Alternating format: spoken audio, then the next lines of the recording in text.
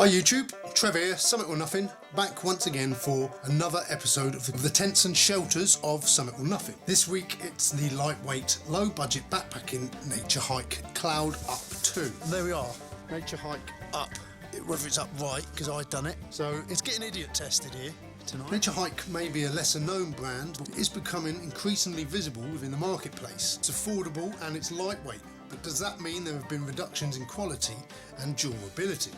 Let's find out how she compares to our other tents. The Naturehike Cloud Up 2 weighs in 1.7 kilograms. As a two-man tent is a great comparison for both the Van Gogh Mirage and the Banshee from our collection. Priced at around 130 quid, it's a similar price to the Banshee, yet considerably cheaper than the Mirage, which I would say is the Naturehike size equivalent. It's got more room in here. I remember doing this in my Banshee with a nightmare. But considering that the weight of this tent is far less than both Van Gogh tents, this really makes the Naturehike a great alternative. The poles and pegs are made of a lightweight aluminium, and the pegs are of a Y-shaped spine design that I can imagine helps to prevent spinning in the ground. It has an additional ground sheet, which does give you an extra option to ditch that should you want to reduce the weight even further. Although the tent's own ground sheet does seem very thin and possibly easy to puncture without it. This is a very thin material, very thin, very light. You probably would appreciate the mat underneath. The tent is fairly easy to erect with the poles pinning into the corners of the ground sheet.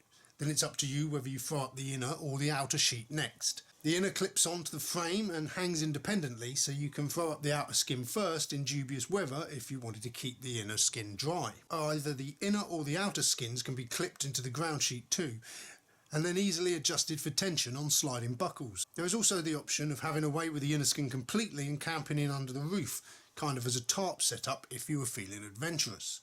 And this reduces the weight even more so. So let's just have a look now and see what this weighs without the inner. 1.32 kilograms.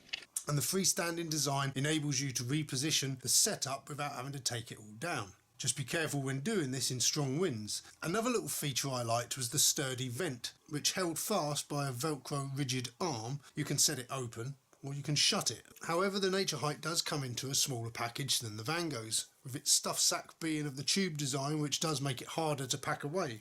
But another good thing about the small packaging that it fits into, I managed to even fit that inside my bag, which I could never have done with the Van Gogh Banshee. Also, unlike both Van Gogh tents, the ability to collapse the tent and keep both sheets together is not an option here.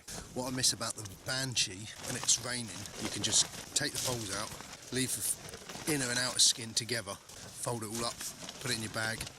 We'll be able to do that with this, but you've got to take the outer off to get the poles off. The tent that we own is an upgrade, so it has a few minor improvements over older versions. It has two additional position guy lines high up on either side to prevent the tent from collapsing in high winds. It has a new 4-limb skeleton to give a little extra stability compared to its original 3 limbs, and the addition of a mesh ceiling to help reduce condensation. The Naturehike has been tested out on Dartmoor on 3 occasions now. It's dealt with rain, wind and snow, and has so far kept me dry and relatively warm. The temperature in here is a lot warmer than outside. I've been out.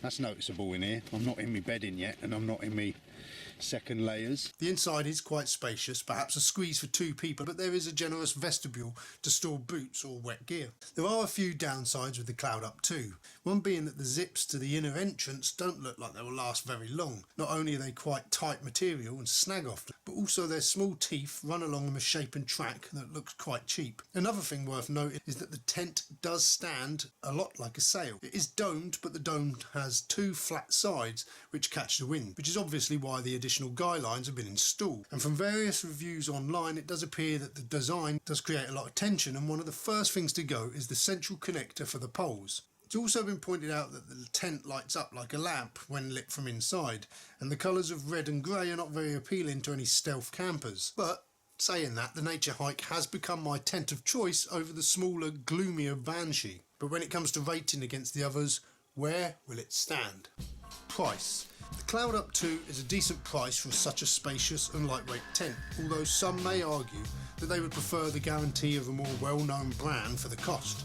But for 130 quid brand new, it certainly is a competitive price. 7 out of 10. Weight. It comes in at less than the Banshee and gives a greater living space, and also the options to ditch the additional ground sheet or the inner if you want to test the tarp option reduces weight even further. 8 out of 10. Practicality.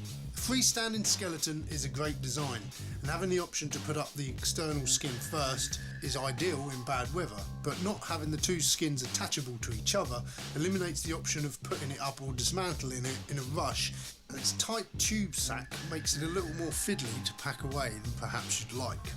6 out of 10.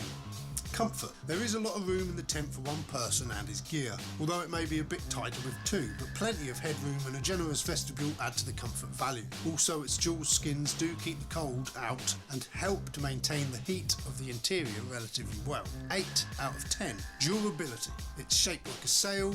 The zip seems as though it could snag or lose a tooth or two at any time, and the pole connector is said to break in high winds. But that being said, there have been alterations made by the company to amend many of these design flaws. I guess time will tell. 6 out of 10. The Naturehike Cloud Up 2 scores a total of 35 out of 50, bringing it into 4th place in what has been a very close competition. We hope to bring you more tent reviews as our adventures continue.